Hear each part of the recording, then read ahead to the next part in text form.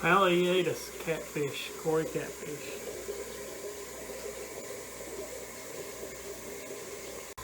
Albino corridor aeneas.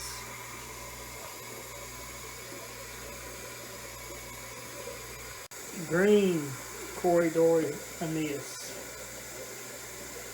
These have their water dirty. There's corridor sturbi and corridor splendens are in here. This is corridor pygmaeus is in here with some red cherry shrimp. And here's a bristlenose Phlocostomus right here in the corner. These are more of the corridor albino aeneases. These are albino bristlenose Phlocostomuses.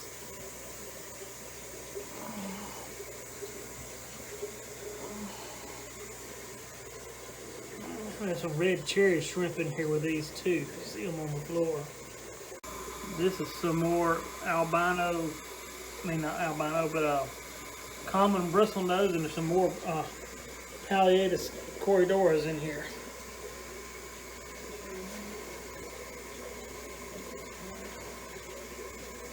This is another tank that I'm setting up to put the breed bristlenose in.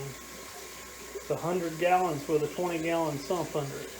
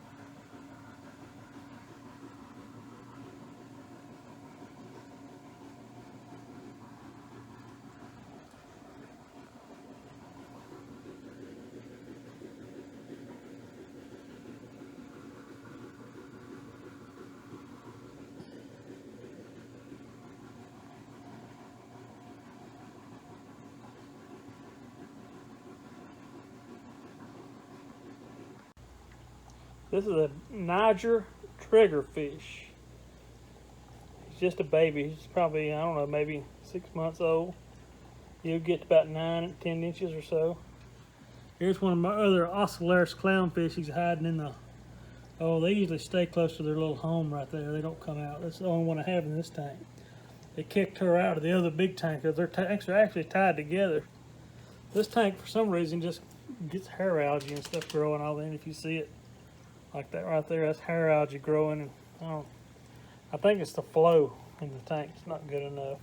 This is the rock that the pistol shrimp, he's a tiger pistol shrimp, and the shrimp guppy, they're the odd couple of the sea. They live together. And on top of this rock, you'll see some palithoas. These are ones here. They're waking up. They're green, just green-eyed zoanthids. This is a Kenya tree. This one here, this other one here, it's asleep. You see it right there. It's asleep. It gets real bushy. You'll see it in the other video I posted on Facebook. It's a Duncan coral. And this here is the mother of the spiny sea rods of this one here. See that one there? And this one here, that I've clipped them off and refragmented them onto this right here. And here's some, there's some more zoanthids, but these has got the pink eyes to them. And there's some more of the green ones here on this rock. They're still asleep. They're waking up. They don't like the bright light. We're just coming on real quick. And up here on top of the power head is a spiny sea urchin, pencil urchin. And all that purple stuff you see is coralline algae growing. Even here on the glass here in the front, you see the purple. Even that green stuff is coralline, it's green coralline. It's hard to get off, it's hard to scrape off. And right here, the little thing you see right there, that is a pest. It's an Astorina starfish. I've got to get them out. And there's some snails. They just go around the tank cleaning.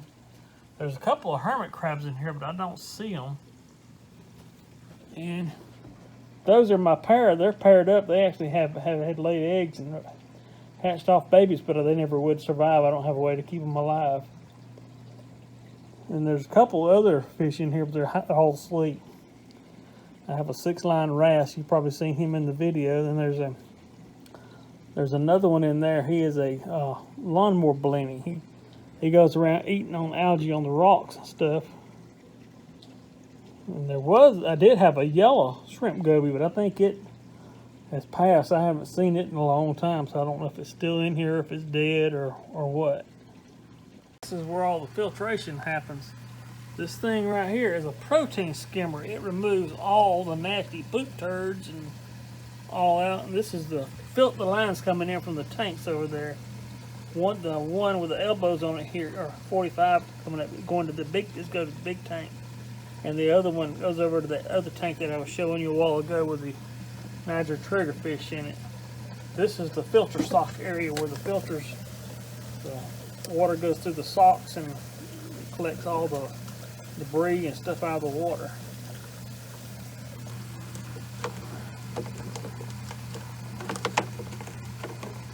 Over here, you will see the dosing chamber. And this is also the return pump. Now there's two pumps in here, one for each aquarium, because they're tied together. And this here thing you're seeing right here is a refugium light. Right now I do not have anything in the refugium growing right now. It's just like where you can put like a algae or plants, saltwater plants that will grow to help take out the nutrients in the water. These are my dosing lines. You have the blue one is your alkalinity. Red is calcium, yellow is magnesium, and water. And the white one is not even used. It's just there for in case I need it.